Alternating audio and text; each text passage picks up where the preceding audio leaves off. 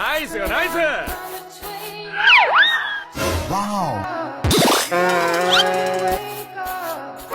Help! Help!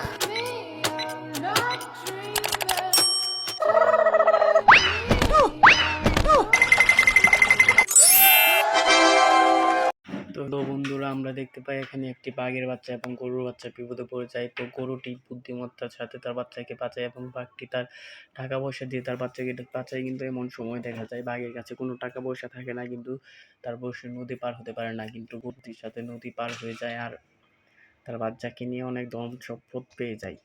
তো please subscribe my channel.